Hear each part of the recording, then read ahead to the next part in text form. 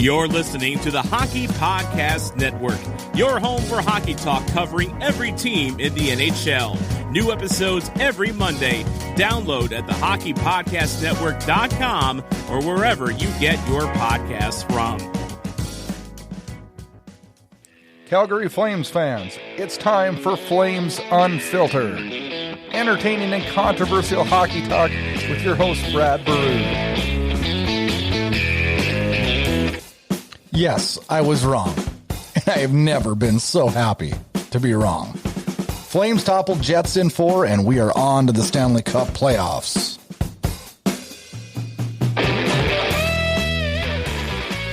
Hey, Flames fans, time for another edition of Flames Unfiltered, episode 67, recording it on August 9th, 2020, the heat of the summer, and we are in the heat of the Stanley Cup playoffs, and that sounds so crazy to say. I am the host of the show, Brad Baroud, and yeah, Flames win. We knock off the Jets. I did not think we could do it. I'm not knocking the team by saying that. I think the Jets are a really good hockey team, and the Flames get by them in 4 games to top it all off, and 3 of the 4 games are just picture-perfect, strong Flames performances. Couldn't be any better. I was happy to be wrong on my prediction. I was along with a lot of other people, even Flames people, that had the Jets in 4. And, never been so happy. This week was a busy week, not just with Flames hockey. I was on a family vacation. Yes, I know, wrong timing. But you know what? With this COVID stuff, we scheduled it. Who would ever think we'd be playing qualifier hockey in the first week of August? I thought I was safe booking it. Guess what? Not so much. So I end up watching all the hockey games from my iPad in the middle of the Black Hills. And you know what? Watch the Flames knock out the Winnipeg Jets late at night, sitting on top of a mountain by myself with my iPad in the dark. And it was so relaxing and so beautiful and so fun to see that. The Flames win and have that experience. So back from my family vacation today, and a good time with the kids and the wife, and everything was great, and it's good to be back, and I'm so happy to be back in the studio and in my office, and ready for a big week of first round of the Stanley Cup playoffs, Calgary Flames hockey. So does it get any better than that? Well, on this show, we got a huge Flames victory episode. We're going to start with a quick recap of games 2 through 4, and then we'll jump into an interview with Brendan Farrell from Grit 60 Podcast. He covers the Winnipeg Jets for the Hockey Podcast Network, and then we'll roll on. And as we talk to him, we'll get his perspective, the ins and outs of the series, and get a Jets perspective on how they feel coming out of a very tough series and a series that sends them home. Then Auddie James joins the show. He's a regular guest on the show and probably my favorite person to talk Flames hockey with. Auddie and I will break down everything that happened in the Flames Jets, and then we'll look ahead to our first round matchup with the Dallas Stars, which Auddie and I found out that we were playing the Dallas Stars as we were recording the interview. A lot of fun. Great listen. That's coming up later in the show. And then we will roll into some basic Flames news, a Facebook poll, and we'll wrap with a breakdown of round 1 of the Stanley Cup playoffs. It's a more than jam-packed episode of Flames Unfiltered. Check us out on the Hockey Podcast Network and FlamesUnfiltered.com.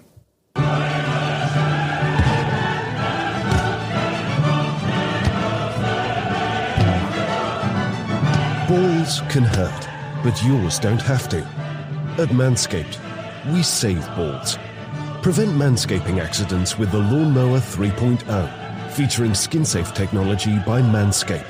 Get 20% off and free shipping when you use promo code THPN at manscaped.com. Your balls will thank you.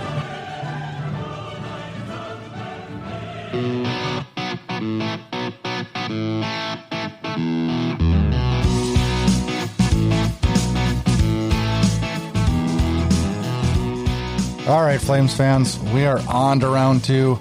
Let's take a very, very abbreviated look at how we got there. We talked about game 1 in the last episode, so we'll roll right into game 2, and that took place Monday afternoon. And Flames fans, not a game that I really wanted to write home about. I was disappointed, especially after the Flames' intensity and how they looked on Saturday night. I was so pumped coming into Monday's game, and the Flames kind of laid an egg. They did outshoot Winnipeg 30-26. Winnipeg scored 1 goal in each period. Calgary 2 in the second. So we went into the third period tied up. Nikolai Ehlers with a great tip-in goal at the 10:24 mark. He wins it for the Jets. Goals from the Flames are from Lindholm, Bennett. I thought Talbot had a really, really, really good game again, but the Flames fall short in that one. And that evens the series up at 1 game apiece. Well, it wasn't a lot of time to think about it because just the next day, late Tuesday afternoon, the Flames took on the Jets in Game 3. And this game started out with a goal from Nikolai Ehlers at the 10:04 mark, a wrist shot. Jets go up 1-0. Lindholm ties it up just seconds later with a power play tip-in goal, and we are tied 1-1 after 1. Then the Flames get things rolling at the 5:37 mark. Backlund scores, followed by Monahan. Backlund's an even strength. Monahan on a power play. Flames are up 3-1. Kopp brings it to 3-2 on a power play goal. Tkachuk makes it 4-2. In the third period, the Flames tidy up and add 2 more as Lucic gets a power play goal about midway through the period, and Johnny Gaudreau adds an empty netter. Flames in a convincing 6-2 win. Then we go to Thursday night in the do-or-die game for the Winnipeg Jets, an elimination game. The Flames, they haven't won an elimination game since 2015. And, they go out and get it done with a 4-0 victory over the Winnipeg Jets, outshooting the Jets 34-31. A great performance from Cam Talbot. Flames score 2 in the first. Dubé scores on a wrist shot at the 3:21 mark, gets the Flames rolling right away. This game started with a fight between Nathan Beaulieu and Milan Lucic. We'll talk about that later on in the show and how that changed the tone. But as big of a tone changer as that was, I thought the Sam Bennett goal with 1 second to go in the end of the first period that put the Flames up 2-0 was a big a backbreaker and as big of a clincher as the Lucic goal. Sam Bennett gets his second to the playoffs. That came with just 1 second to go in that first period, and I thought that was just a critical step in clinching this series in just 4 games. Sean Monahan adds an empty netter. Also, Rasmus Andersson adds an empty netter, and the Flames win the Game 4 4-0. A shutout for the Flames. That's huge for Cam Talbot. And all systems seem to go, and the Flames move on to the first round of the Stanley Cup playoffs. Inside Edge Hockey News is your source for top-notch NHL podcasts, news, and rankings. Check out InsideEdgeHockeyNews.com. InsideEdgeHockeyNews.com. Joining Flames Unfiltered now, our friends from Grit for 60, Brendan Farrell, and glad to have you on the show. I want to get the Winnipeg Jets take on an interesting series, to say the least. Yeah, obviously didn't go the way that we planned on it going. All 3 of us predicted that the Jets would win, and that didn't happen. No, it didn't, but I don't know. I at no point though in this series, like it really not until like maybe 2 minutes to go I should say maybe about 5 minutes to go in Game 4 did I feel like we were safe in not going to Game 5. I thought throughout the whole series that at no point was it a foregone conclusion that Calgary was going to win this. I thought Winnipeg did a great job in Game 2. Of really shutting down the Flames and combating a Game 1 that I didn't think went so well for Winnipeg. So all marks to them for that. But, were you – what was your level of surprise as this series went on? To me, I think the weird thing to me was just how I thought the series was just kind of weird from the get-go with obviously Scheifele going down I'm sure we'll get around to that. And, just the sheer number of injuries the Jets had. But also, like, I kind of figured that the Flames would have the edge at 5-on-5, and, but Hellebuyck would be enough for them to win a game or two just on goaltending alone. And that didn't really happen. The games at 5-on-5 are pretty even, which is not something the Jets did a lot, during the season. So I guess in that, from that point of view, like, it wasn't that bad, but it's really weird listening to you talk about how, like, you're so unsure about the Flames winning, when honestly, like, watching Game 4, that was just miserable just watching that. I'm like, I don't really think the Jets are even going to score one here, let alone two. And it's just, well, that game was awful to watch. Going into Game 4, I wholeheartedly expected Connor Hellebuyck to just be unstoppable and steal a game. We didn't see that in this series. I thought Hellebuyck was good. Didn't see him steal a game. Nikolai Ehlers is an amazing hockey player, and he's probably him and Lowry were your best two in my mind. And watching the way Ehlers played in Game 4 early on, I wholeheartedly thought he was going to put some points up that game. I really did. Yeah, I mean, it's funny that you brought up Adam Lowry. I mean, and obviously Nick Ehlers, but I thought Adam Lowry was the Jets' best player in that series. Mm-hmm. He's a big body out there. He's a force. Especially when they took Eakin off the second line. All of a sudden, like, that second line with Lowry was a lot better. I wonder why. Did it surprise you? When I think of Winnipeg, I think of Winnipeg as a very physical hockey team. Were you a little surprised at the physical play of Calgary and how they kind of combated Winnipeg's physical presence with physical presence of their own? Listen, you guys have Matt Tkachuk and Milan Lucic, so I'm not surprised about any sort of physicality.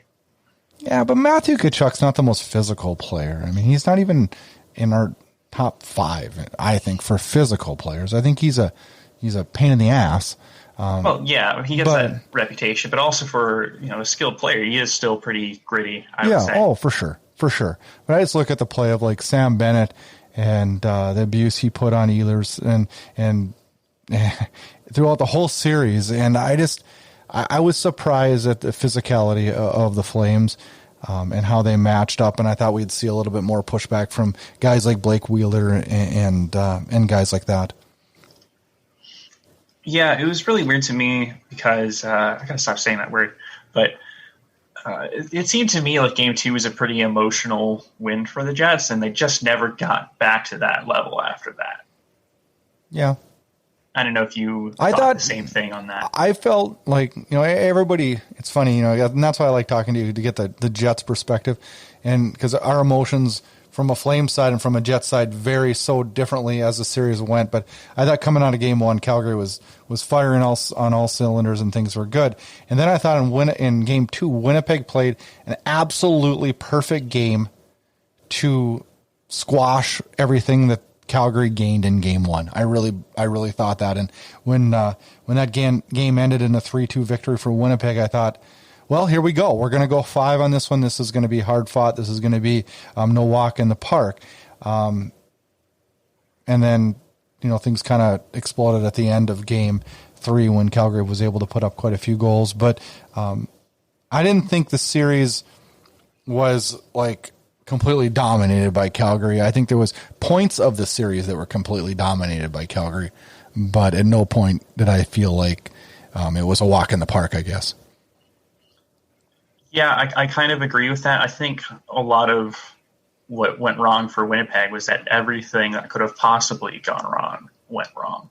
Like, Scheifele going down, Laine going down, just constant changes throughout the line because they just were running out of bodies to, Connor Hellebuyck is handling the puck behind the net to, not being able to score at all on Cam Talbot. Like, it was just like the perfect storm of just awful, miserable hockey. Who do you think was the biggest surprise player for each team in this series? I'll go with Adam Lowry again. for the Jets. I always thought that Lowry would be a good candidate for a guy who, if you have to move him up the lineup, that he would do well in that. So, but to the extent where, like, I legitimately believe that he was their best player in this series. Like, I wasn't expecting that. And for the Jets, I'll go with Cam Talbot. Like, I thought that Calgary at best would get decent goaltending. I didn't think that, outside of Carey Price, is there a better goaltending performance in the first round than Cam Talbot? I'm not really sure there is. Probably not. The numbers don't lie. I mean, 9.945 save percentage and a 1.51 goals against average. Yeah, that's probably one of the most dominating playoff performances for as far as a goaltender goes so far. Granted, I mean, the Winnipeg offense wasn't great in this series. You can't replace Mark Scheifele. Like, there's no way around that. You just can't replace him. And obviously, like, that really helped. But Cam Talbot was really good. Made a lot of good saves at the right time. Kept the Flames in games when he needed them to, or when they needed him to. So that's what I would go with. I would probably agree. I think Cam Talbot was the best player for the Flames. My most surprising player was I thought, and this is probably off the board for a lot of people, but I thought Sean Monahan's play in game 3 and 4 surprised me a lot because I thought he was invisible in game 2. So it was fun to see him kind of emerge and be a much more offensive prowess, I guess, out there. And as far as Winnipeg goes, I always knew Adam Lowry was a good player, but he really, really stepped up. And I think if you're a Winnipeg Jets fan, you got to be happy to see Nikolai Ehlers step up like he did, because he kind of threw that team on his back in game 3 and 4, I thought. Yeah, I mean, this has definitely been the breakout year for Nick Ehlers. And, when you're missing guys like Scheifele and Laine, and Kyle Connor is either invisible or the most snake-bitten player in the league, or a combination of the two. Yeah, the Jets really needed a big performance out of Ehlers, and there were times where I'm just like, he and Lowry are the only ones with an offensive pulse. Yeah.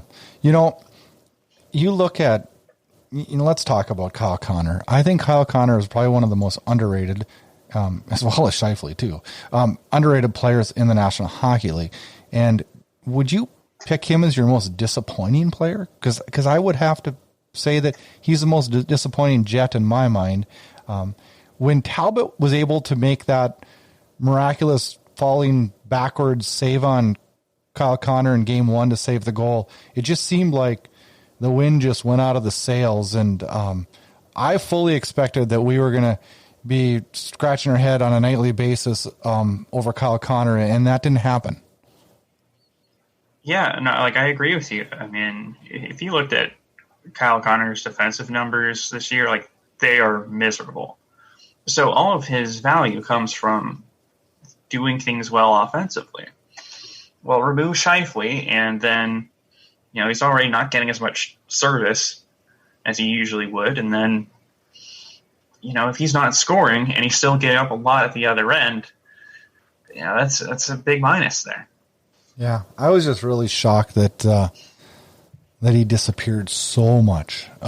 That surprised me. How big?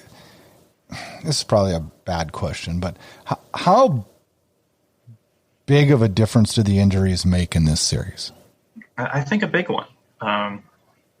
Does it change the winner? I guess let's go to that, and we'll never know. We will never know. And I thought about this series a lot. I'm like, well, would we have won this series without? Because I predicted us not to win. But you just never know. But I was definitely impressed with Calgary's play. And that being said, maybe this still would have been in favor of the Flames. But I want to get from a Jets perspective on how devastating the loss of Scheifele and or Laine. I think that one's being lost a lot because Laine is such a power play threat. And not having that on your power play did not help you at all. Yeah, so it's a tough question because, in this grand scheme of things, like, to me, there's only like one person that can really shift who wins or loses a series, and that's the goaltender. But outside of that, like, your number one center is pretty much as close as it's going to get. So I would say, yes, it hurt a lot. The Jets already were not necessarily great at driving offense this year. And then you remove your very offensively gifted number one center, and it gets ugly very quickly. So just for, we talk a lot about analytics on our show. I don't want to go too deep into it, but just looking at expected goals per 60 minutes at 5-on-5, the Jets were second to last. They had the second fewest expected goals per 60 minutes at 5-on-5. And that's with Scheifele during the regular season. So the only team that was worse than them was the Red Wings. So the only team that was worse than the Jets at driving offense during the regular season was the Red Wings. And then you take away Mark Scheifele from that, and it's just awful. Yeah. You're hard on your team, boy. It's been a kind of a hard year to watch. Like, you get used to watching game after game of just watching Connor Hellebuyck bail out a bunch of pylons, and it's just. So where do the Jets go from here? Is this a team that's trending up in your mind? Is this a team that needs a just reboot with a couple different players, plug in a couple things, or is this a team that needs a full rebuild? It's weird because they're effectively stuck in no man's land. They're kind of similar to where the Minnesota Wild were at, and I guess still. This team's so much better than that. They are. They're better than where the Wild are and were, but this year they only have 4 draft picks. So if you're moving picks around to make moves, you're already kind of handicapped there. Okay, but look at this though. You've got Hellebuyck. You've got Laine. You're going to have to figure out what you're going to do with him. You got Ehlers. You got Scheifele. You got Wheeler. You got Connor. I mean, you've got a ton of talent. Now, yes, your defense is going to need to be addressed and addressed quickly. But I can't imagine that a rebuild is even being talked about in Winnipeg.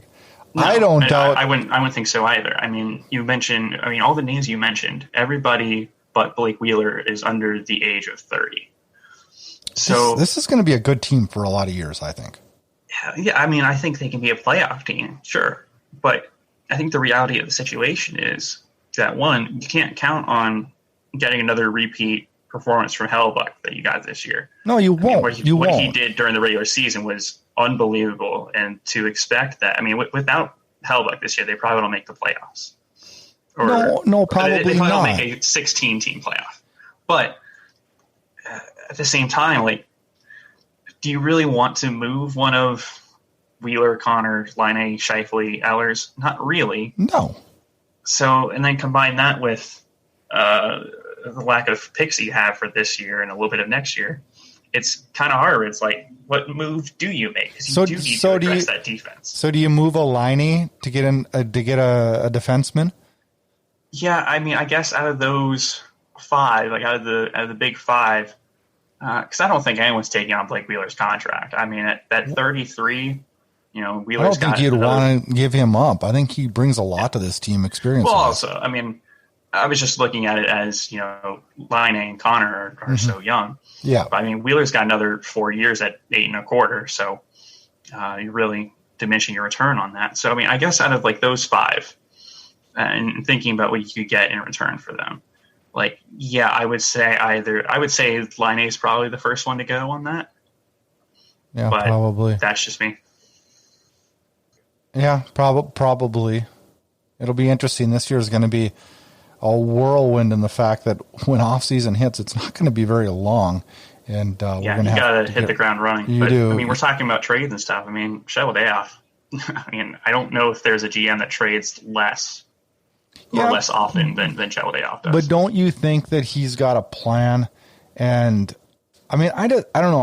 I trust his game plan. I just do. I just trust his game plan. And I don't know. I mean, yeah, I expected probably this year to be a little bit better year for the Jets, but I also didn't expect for their defense to just get completely decimated by things that were completely out of their control last year. So I don't know.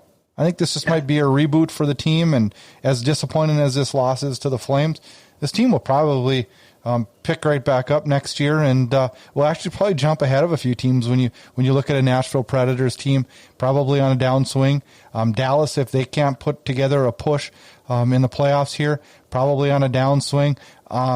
There's probably a lot of turnover and changing going on in the Central Division, and I don't see Winnipeg dropping down too far.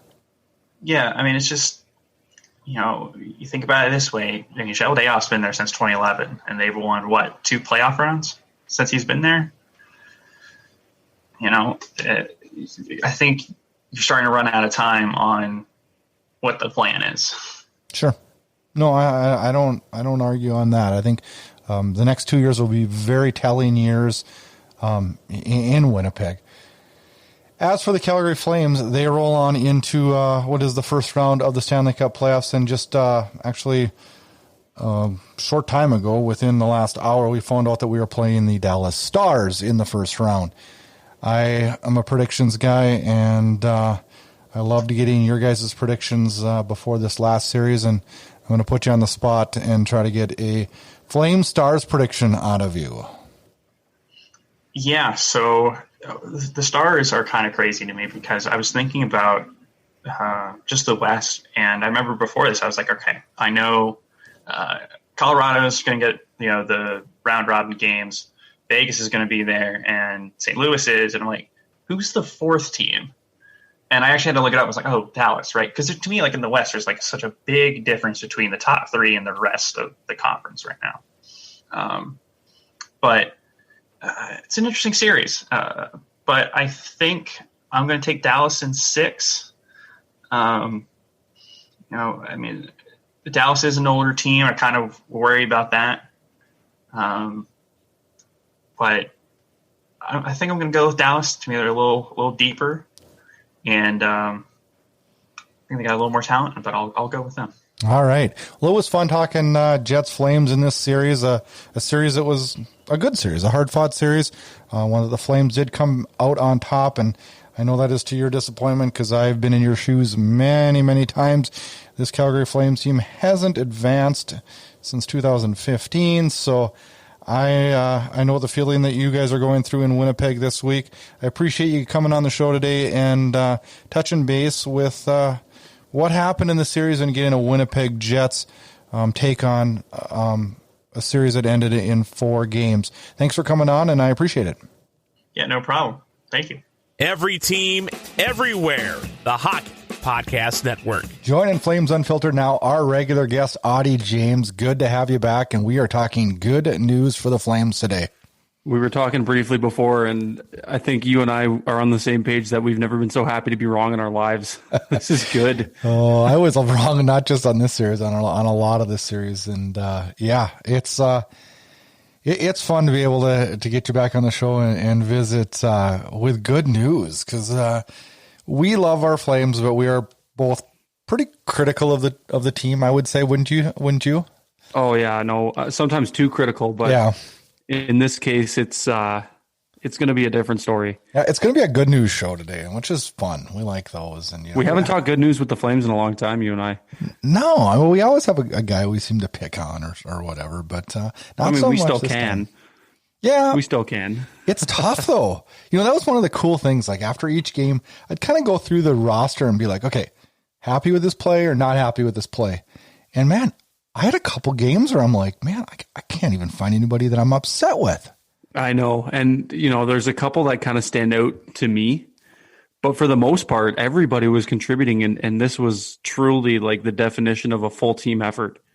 Well, I was just looking at some of the numbers today. And for forwards, every forward except for Derek Ryan scored. everybody else, except for Zach Ronaldo and Jankowski, and they split time. Mm-hmm. So of our 12 forwards that play each game, I mean, 10 of them scored. Everybody was on the score sheet. It's crazy. It's a nice time. I know it's a podcast and the listeners can't see my face, but they can't, like, I can't wipe the grin off my face. I know. It's truly like, I'm almost at a loss for words because I did not see it going anywhere remotely close to this way. No, I think we both picked. I had Winnipeg in 4, and I believe you did also. I did when we talked, and let's look back at the series a little bit. And I know both me and you talked during and after game 1, and we were both very impressed. And I thought it was like a picture perfect start to a series for the Flames. I did. I thought that, man, you couldn't script a better start. And then game 2, I felt sick to my stomach after game 2. Did you? We were going back and forth, and it just kind of gave me flashbacks of what it was like last year. But we weren't horrendous in game 2, but no, but we weren't great. Not at all. Things did not seem to carry over from the first game, but they did some line shuffling. They filtered, like you said, filtered guys in and out, Jankowski and Ronaldo, guys like that. But I'm also impressed with how Jeff Ward managed Monahan and Gaudreau and that top line, and how he managed to, especially in game 4, kind of work them in other areas and kind of spread the wealth out a little bit. And I found that those 3 players from that top line were more effective in that kind of a setting. So I'm kind of anxious to see what happens in this next series, if they're going to stick to their guns and run with, the 4 lines that we're used to, if they're going to shuffle around like they did last in game 4, because the first, I can't remember exactly who the first line was, but I believe Monahan was on the ice with Lucic, and I can't remember, but I can't remember either. That's the first line that ran game 4. Yep. So I was really impressed with that. Cam Talbot. Oh boy. Can we talk about Cam? Well, let's get right to that. So this goalie matchup for me was like, it's without a doubt, I think, that Connor Hellebuck's going to win the Vezina. Oh, for sure, I think. And coming into this series, I wasn't very optimistic about how it was going to be against him and how we were going to match up. And we, last episode I was on, we ran down offense, defense, goaltending, who wins in each category. And it was a clear winner in Winnipeg taking the goaltending from us. Mm-hmm. But my goodness, how the roles reversed. And I'm not, Cam Talbot was just flat out amazing. And I'm not ripping Hellebuck. I thought Hellebuck actually was fine. I would not say he was great, but he was fine. I don't pin this on Hellebuck at all. But you look at Cam Talbot, and did Cam Talbot win us the series? I don't know. He was probably our best player, but it really didn't. To our guys, our forwards and our defensemen's credit, he wasn't forced to be amazing. No. But he did come up with a couple big saves. I believe it was game 1. That save where he fell back on the Kyle Connor, that was a game changer in my mind. Mm-hmm. And he had, a sporadic big moment saves, key moment saves. And that's something that we've struggled with in Calgary since Kiprusoff has been gone, is having that goaltender that makes that key save at the key moment of the game. And Talbot sure did that in all 4 games. Oh, 100%. He, to go back to what you said, he was the best player of the series.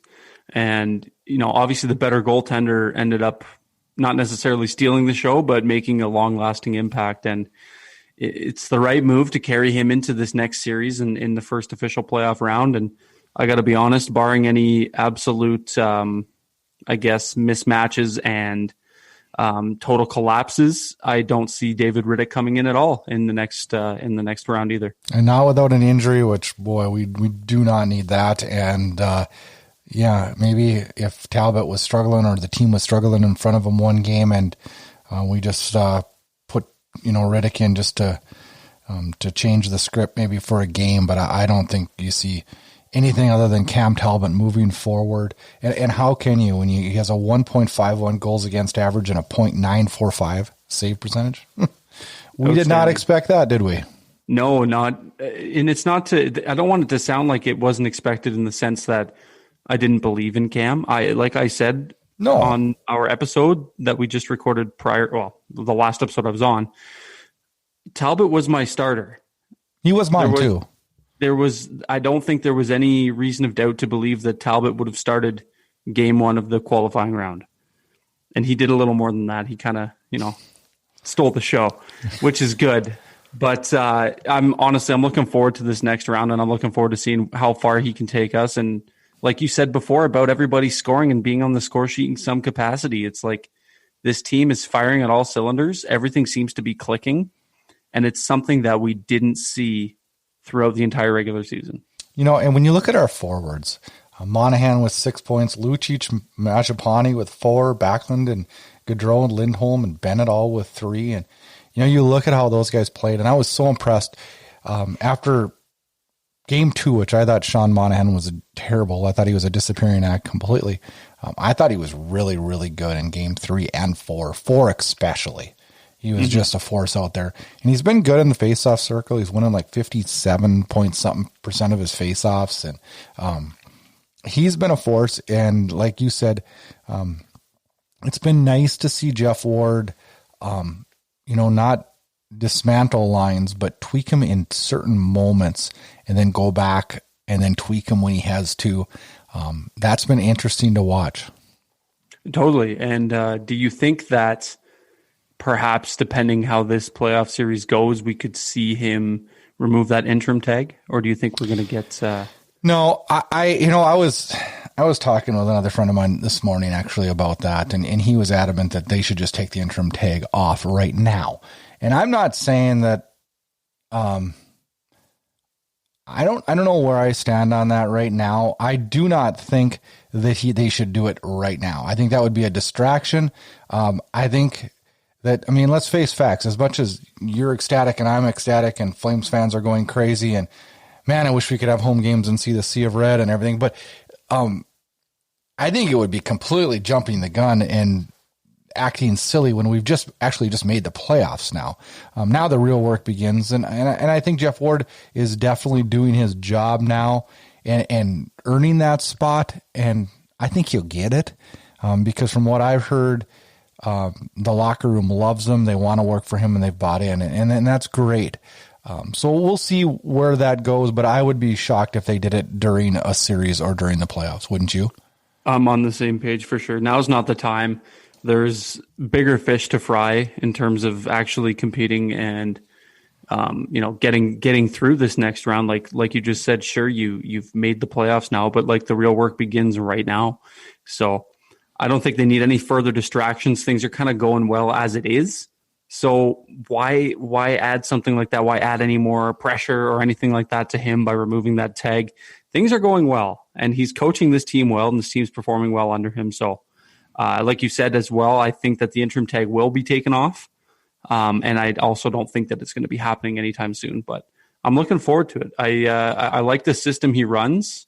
This play-in was certainly a good test to him and a good test to everybody else behind the bench as well. And I think they adapted well and overcame it. And, obviously they got the result they wanted. I'd have to agree with you. I've been, I don't want to say critical of Jeff Ward. I've been standoffish maybe. I didn't think he did a bad job, but there was a few things during the run before the COVID break that I questioned. And I think you do that with every coach, but I was definitely not ready for them to just say here and hand him the keys. So I was waiting to see how we can do in the playoffs. And in step one, I'll give him a grade A. So we'll see how that carries on. Now, depth scoring, we talked about that a lot already in the show and how important that was. Sam Bennett, what do you think when I say that name? It puts a smile on my face, and I've been so critical of him in the past. And I haven't. I've been a Sam Bennett fan.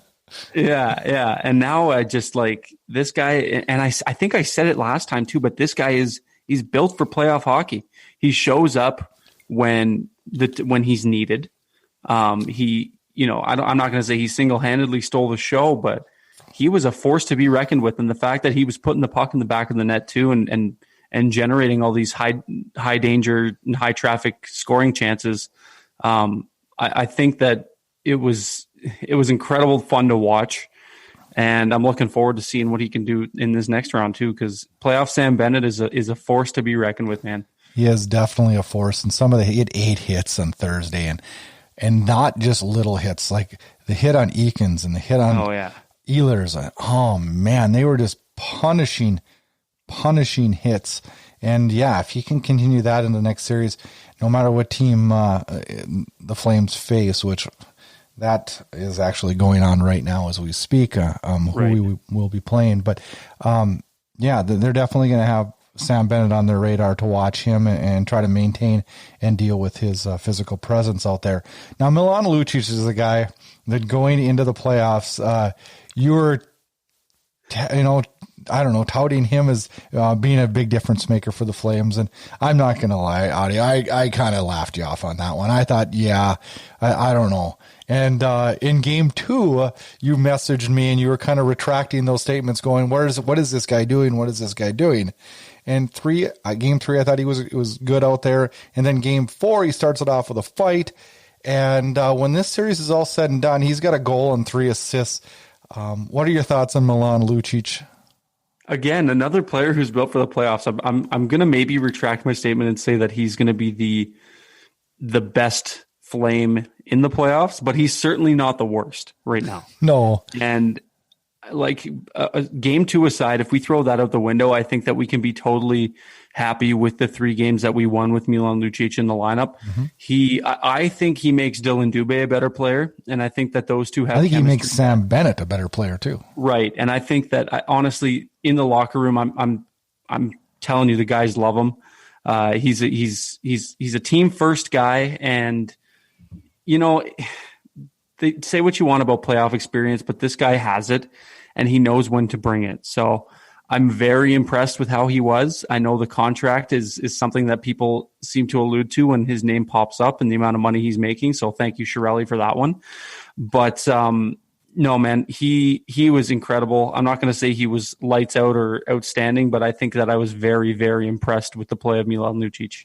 So how big of a factor do you think the fight to start game 4 was in the Flames' success and creating emotion? Well, it sets the tone, and Luch talked about it after the game too. He said Bull, you came up to him and said, "Hey man, you want to go?" And his response was, "Effing right, let's do it." So just goes to show you that he's a tone setter, right? Like he sets the tone early. The Flames end up obviously winning this game, and I don't even know what the word is for it, but tone setting is basically the way I would describe it. Like he sets the tone. He knows it's a big game.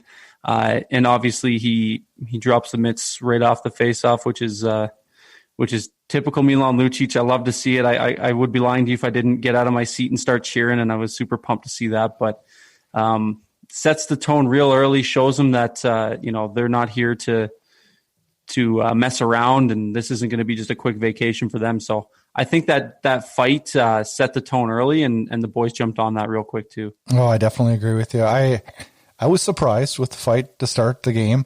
I was happy with it, but I also started thinking about it later in the evening, and I thought, what has been a problem that the Flames has kind of plagued the Flames for the last 3 years, and that's being ready at the start of a game.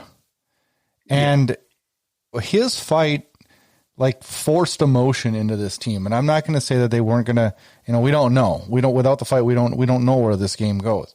But for a team that usually lacks fire out of the gate, this gave them the fire right away, and I thought it was a big factor in this game.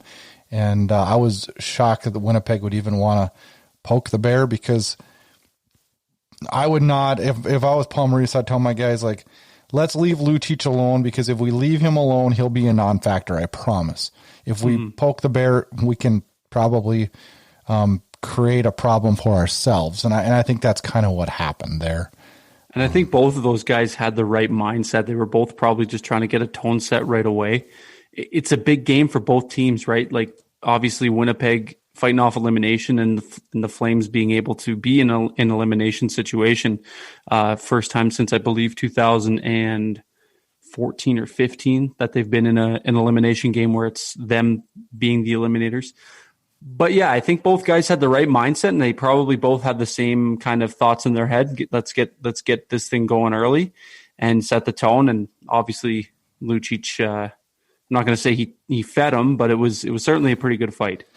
Oh, he could have, and I respect the fact that he let up at the end, because he could have jacked him one. And if you could, I saw a video of Boyu and it was going to the penalty box. He said thank you to Lucic for not jacking him when he had him down on his knees. But that was a class act, I thought, by Lucic.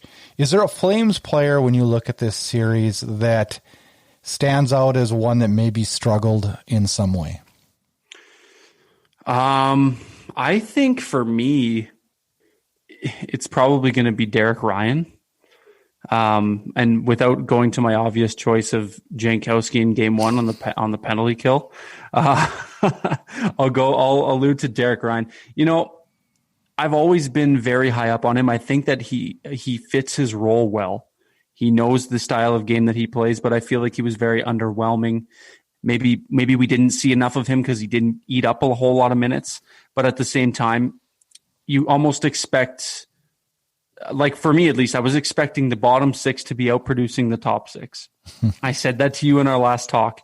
And Derek Ryan was going to be one of those players that I watched who maybe kind of flies under the radar and maybe performs a little better than we anticipated him to do. But he was very underwhelming. But that's not to say that it hurt the team. No, I don't think it hurt them in any way. But I would expect that hopefully in this next series coming up that he takes a step forward and kind of plays a more prominent role. Yeah, I think, moving him to the fourth line per se, but his minutes went down. I would agree with you that he probably was the one guy that struggled a little bit, but in his defense, he really wasn't put in a position to light any fires or to do anything outstanding. And honestly, if our fourth line goes about business like they have so far, I'm good with them not being on the score sheet as long as we're getting production from the other three. And I don't know. It's crazy because usually when I ask you that question, me and you can rattle off 4 or 5 guys, sometimes 10, 12 guys that we're frustrated with. And it's good that we can close out a 4-game series and not have too many guys that we're chomping at the bit or upset about. Now, Johnny Gaudreau, me and you are not on the Johnny Gaudreau bus. And I wasn't even going to bring this up, but then I thought, our listeners probably want to know what we thought of Johnny Gaudreau after some of the things we've said about him. So what's your take on Johnny Gaudreau in the series? Not incredible, but not bad. I feel like I can say that for a lot of players on this team in this first series. I don't think he was terrible. I don't think he cost us any games. I don't think he cost or gave away too many opportunities for goals. But at the same time, he's still the player that he always was. He maybe just has a little more finish than what we saw before the break or before the pause. I think that his zone entries are still one of his weaker spots. I think that he's too soft on the puck. It doesn't take much to defend. I know that I've said this before, but it doesn't take much to defend this guy. I think he tries to gather up too much speed and forgets about his stick. That's kind of one of those things that I noticed this series where his feet are working a little faster than his stick. And that costs, some turnovers, some potential, easy ways to defend the guy. So I don't think he was bad, and I'm not gonna crap all over him like we have in the past, but I expect better. Yeah. That's kind of where I stand. I thought he was okay. I'm not going to crap on him either. I thought he was fine. I thought he actually made a couple plays defensively that I was fairly surprised. I guess that's probably a bad term, but I was fairly surprised and pleasantly surprised. Maybe that's a better way of putting it. One thing that did cross my mind, though. Now, we won this series, and Johnny Gaudreau was okay. Wasn't great, wasn't outstanding. Johnny Gaudreau did not win this series for us. In Calgary, we've been used to Johnny Gaudreau, in the most part, being the guy, especially in the regular season last year, not this shortened year, but the year before when Calgary was the best in the West. Johnny Gaudreau was the leader of the pack, the guy that was winning the games for us, especially obviously in the regular season, not the postseason. But he's used to being that the game on my shoulders kind of guy, and I'm the reason we are where we are. Do you think Johnny Gaudreau is any way could be spiteful that the Flames are doing this without him?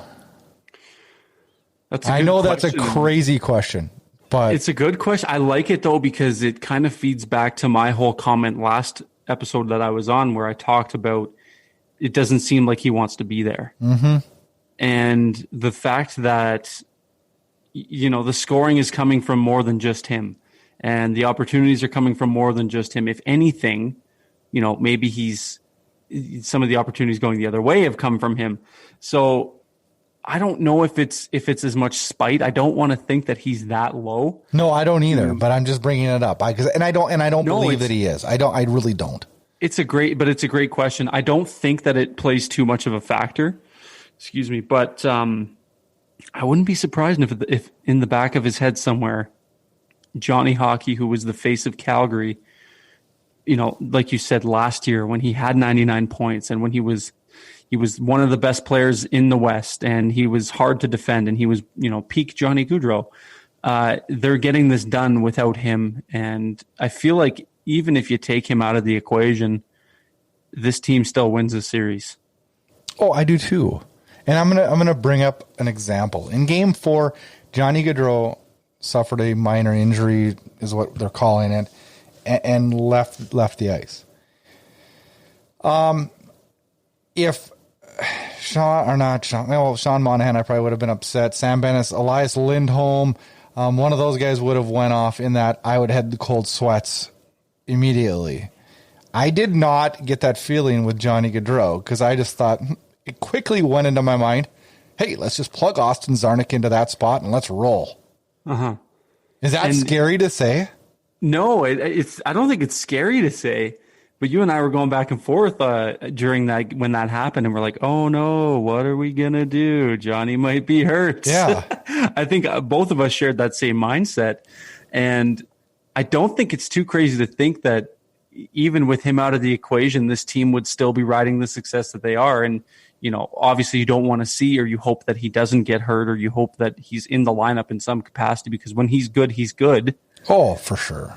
But if push comes to shove and something happens, I feel like, maybe it's maybe it wouldn't be too much of a battle for the Flames to come back from.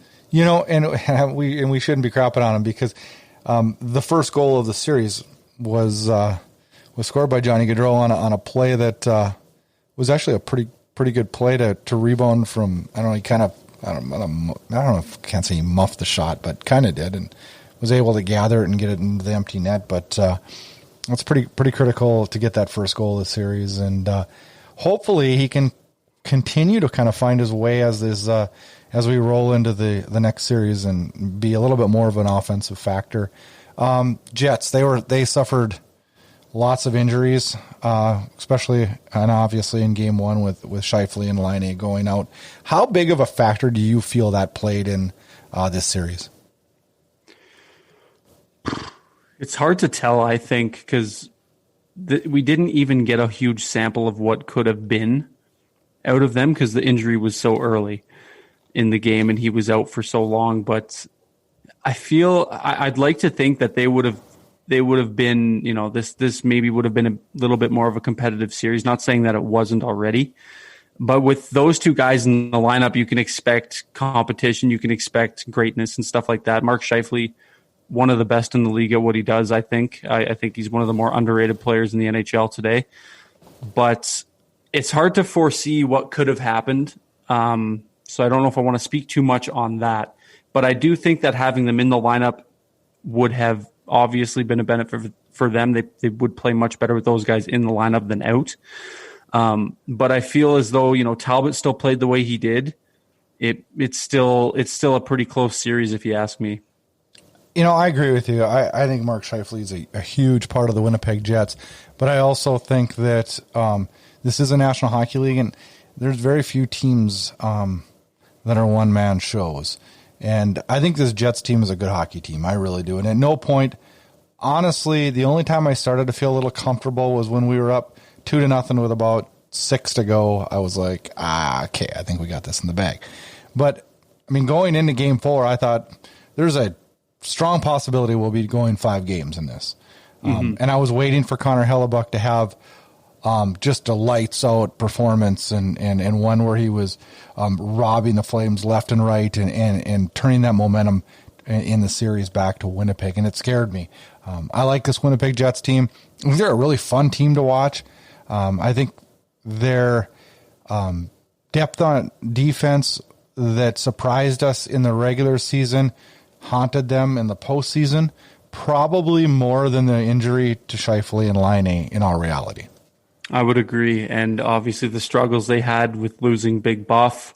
He's in the lineup. I think it's a completely different series too in terms of physicality and defensive ability. But at the end of the day, I feel like I don't want to dwell too much on what could have been. We're moving on. Things are looking good, and Flames fans can sure be happy with what's to come. And I think that this team is trending in the right direction with players shining in just about every corner. So.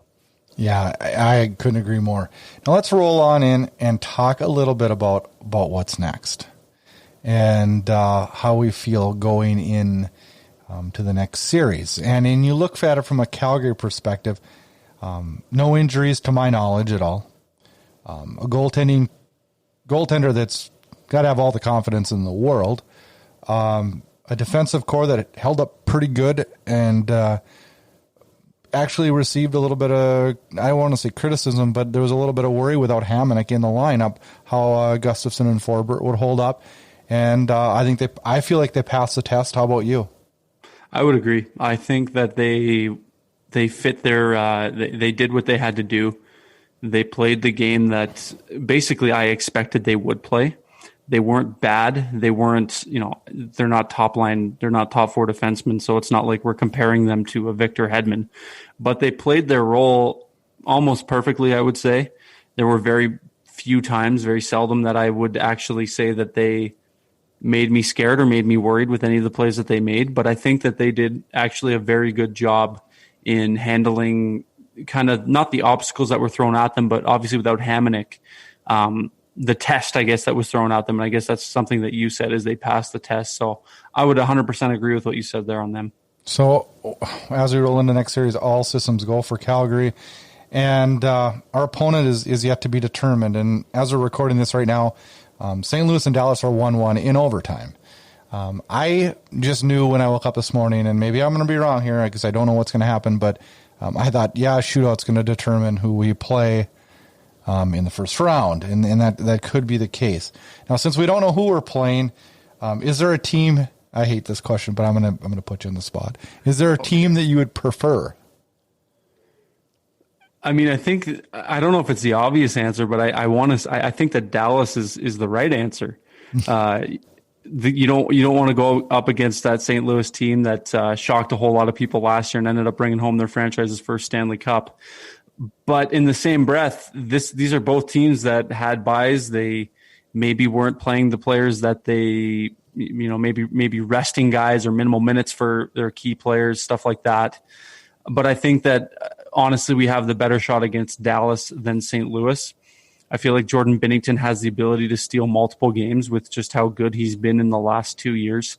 And St. Louis is just they didn't make many roster changes from their Stanley Cup team. What did they lose? Pat Maroon, and that's about it. Actually, that's all they lost. So it's the same team who won it last year, pretty much, and basically the same success as they had to finish off the 2019 season. So I would rather Dallas, if that's your question. and my answer would be the same.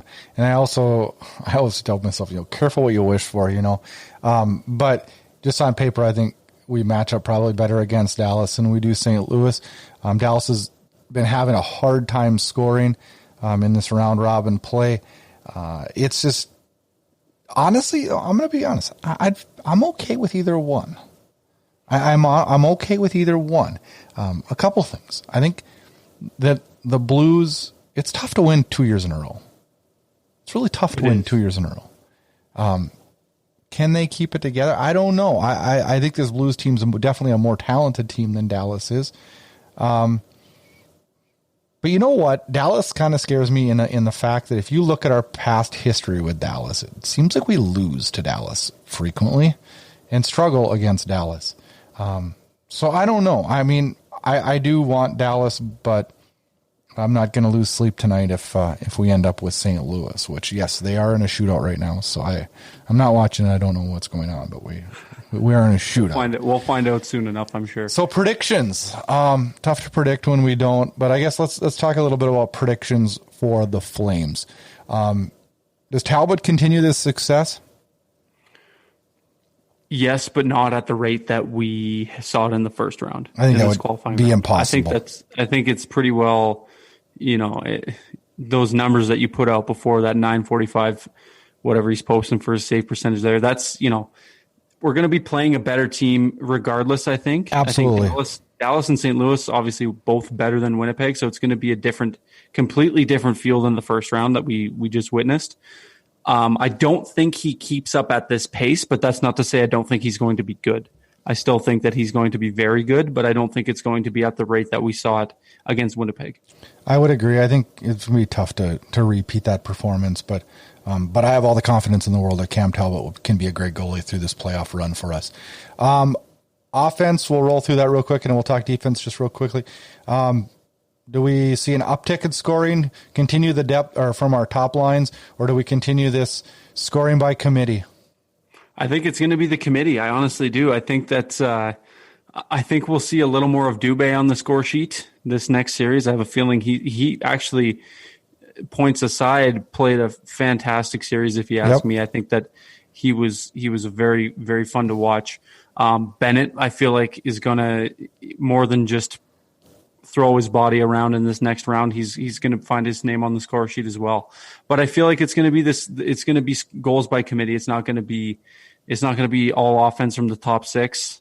We didn't see it in the first round, and I don't think it's going to be something that changes in 3 days or 4 days, whatever it is, going into the second round. I think if we want to continue our success, we have to continue the committee scoring, because I think, just look how much harder that is to defend when we have all lines and all systems go. I mean, that's going to be crazy to see a team defend that. And I love the fact that we have Mangiapane, Backlund, and Tkachuk as a line we can put up against the other team's first line. So I think that, just this group effort that got us so much success in the play-ins has to continue. And as for the defense, I don't know. I mean, is it scary to say that Giordano was our only minus player? I don't know if that scares me, but it's... And that's good, isn't it? It's very good. It's very good, because, I still think, and he's received some criticism this year because if he's slowed maybe a tiny bit and he's not doing that Norris Trophy season, but who would ever expect that 2 years in a row? And but when we have guys like Brody, I know you're a big Brody fan. Yeah, I love him. But I thought he had a really good series, and I don't think it was bad. And that's a good news, isn't it? To say that. Yeah, it hurts me to say it, but it's good to see.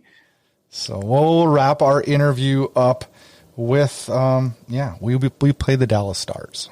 Oh, okay. So I got my wish. You got your wish. So yeah, Dallas just defeated St. Louis in a shootout, and we get our wish.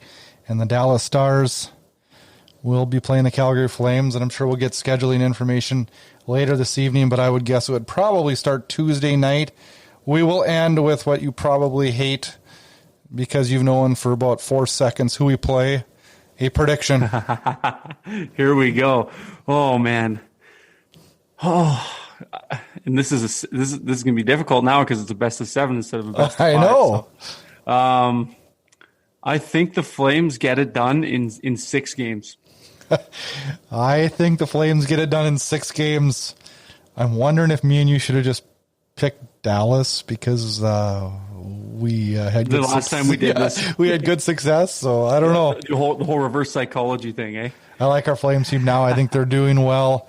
And it gave me quite a few nights of good fun hockey to watch here this last week. And I'm looking forward to it this week.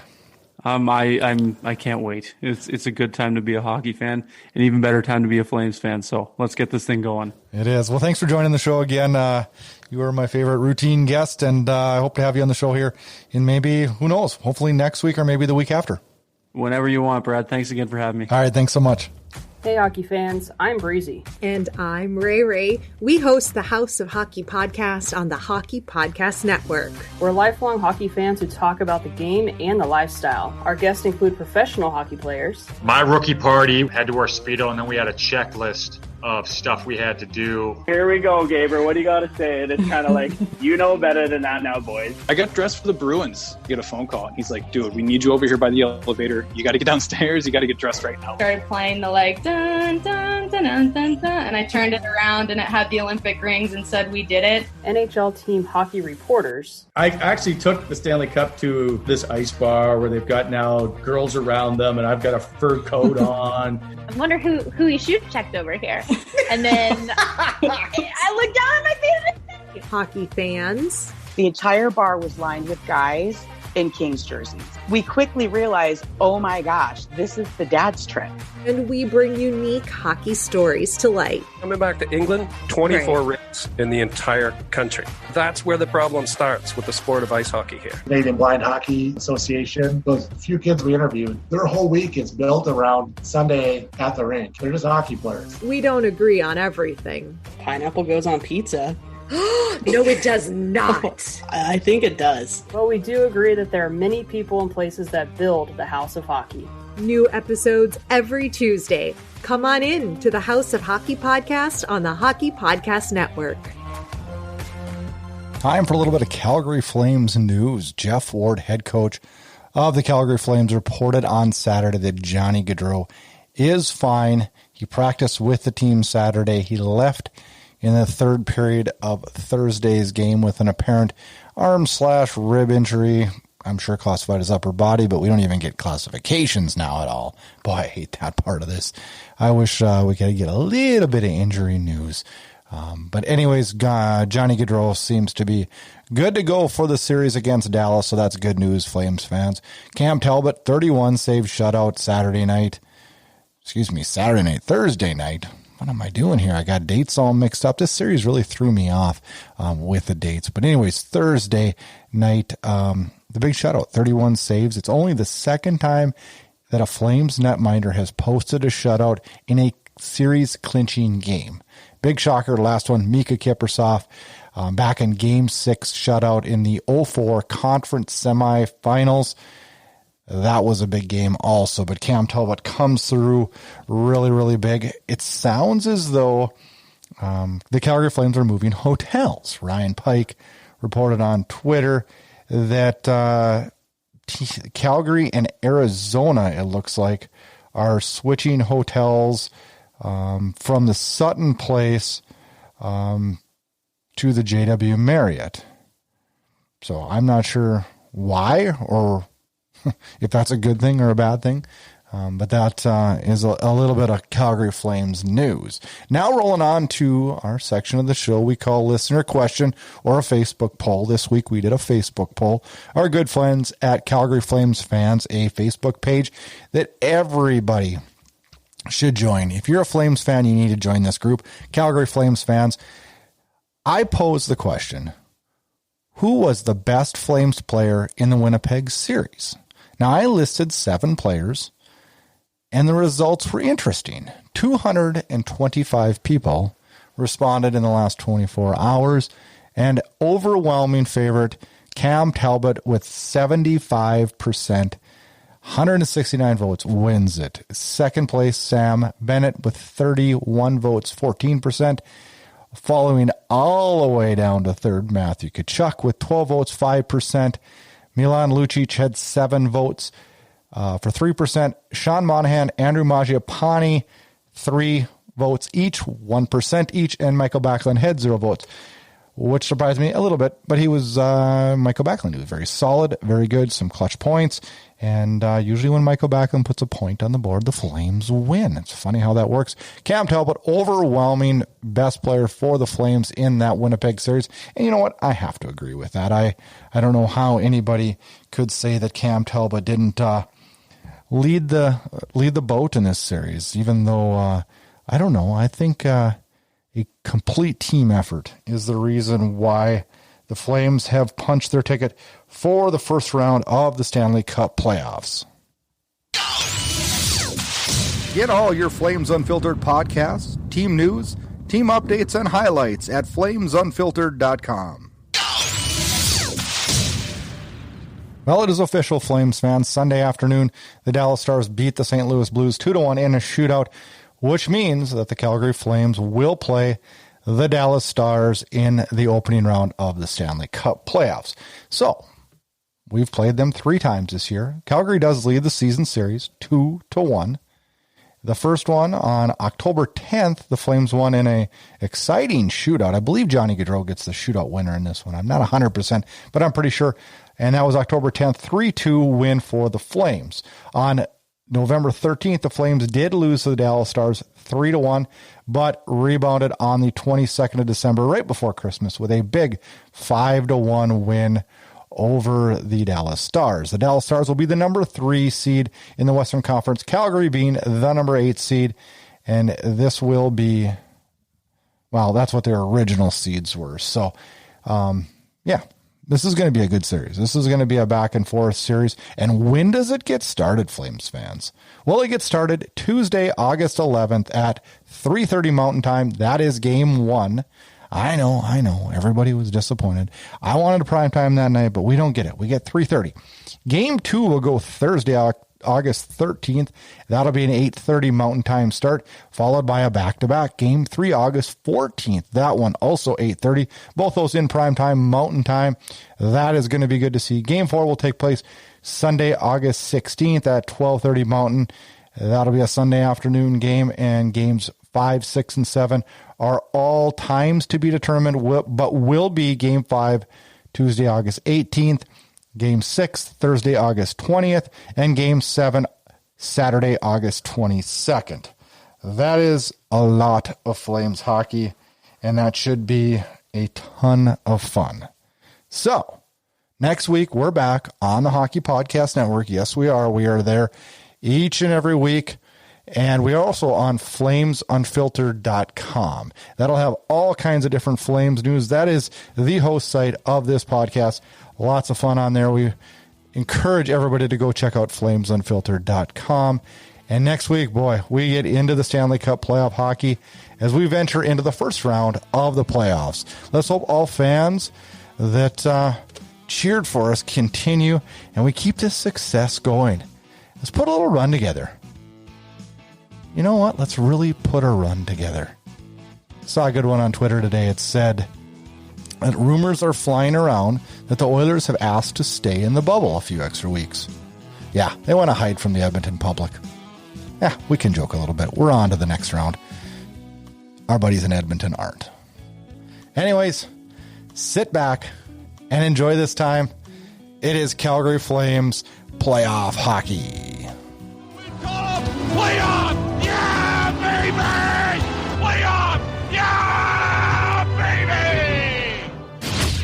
Get connected. Flames Unfiltered can be found on Twitter @FlameUnfiltered. And also make sure you check out our Facebook page @FlamesUnfiltered.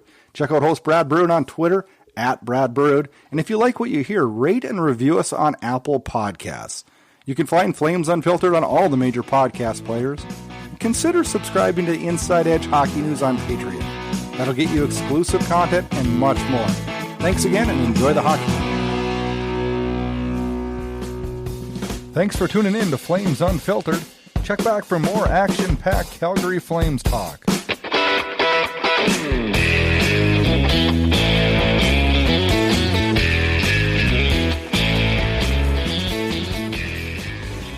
You're listening to the Hockey Podcast Network, your home for hockey talk covering every team in the NHL. New episodes every Monday. Download at thehockeypodcastnetwork.com or wherever you get your podcasts from.